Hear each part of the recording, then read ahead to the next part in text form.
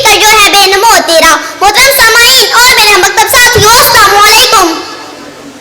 आज मुझे जिस मौजू पे शायरी का मौका मिला है वो है इकबाल तेरे देश का क्या हाल हुआ। जनाब सदर शायर मशरिक हकीमुल उम्मत मर्द मोमिन डॉक्टर अल्लामा इकबाल ने मुसलमानों को ख्वाब गफलत से बेदार किया।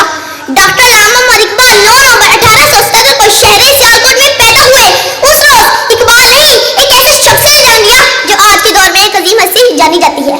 इज्जत नफ्स किसी शख्स की महफूज नहीं, इज्जत नफ्स किसी शख्स की महफूज नहीं।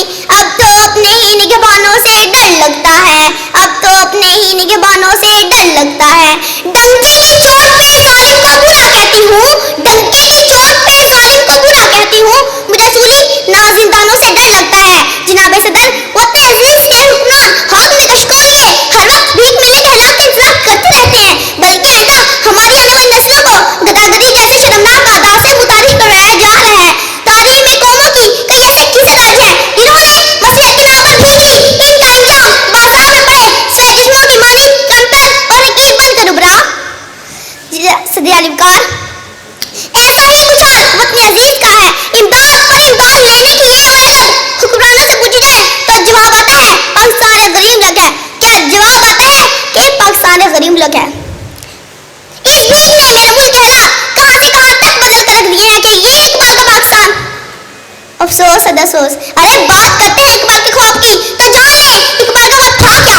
वो ख्वाब था ऐसी ही रियासत कायम की जाए जहां अदल इंसाफ कायम हो, जहां मशीक खातून मस्जिद से निकलते उस रोशन मुस्तकबिल की जामिन हो। अरे हमने तो गौरव की फेंकी हुई बोटी की हिफ्ज अपने ही भाइयों की बोटी बोटी का डाली कि हमने तो लोगों को मौत की घाट उतार कर उन्हें शहादत की फजीलत में लपेट दिया।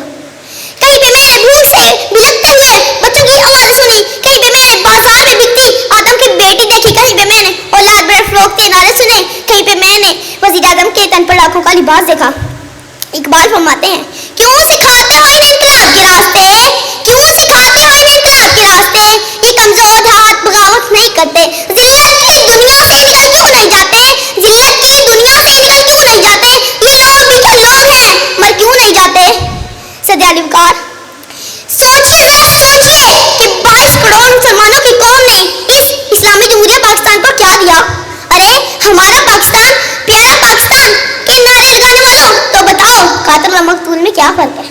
कि 25 लाख मुहब्बे वतन में तालीम का सवाल और जवाब चुप, कि बैंकों में पड़े अरबों डॉलर का सवाल और जवाब चुप। मैं सवाल करती हूँ पाकिस्तान के उन नौजवानों से जिसे इकबाल ने नशाहीन कहा, जहाँ अफगानिस्तान जहाँ बर्मा में तुम्हारी माँ बहनों की इज्जत को तार तार किया जाए तो करने दो, मगर तुम ज़हन गमान हटा कर देखते रहो क्योंकि तुम शाहीन इकबाल हो।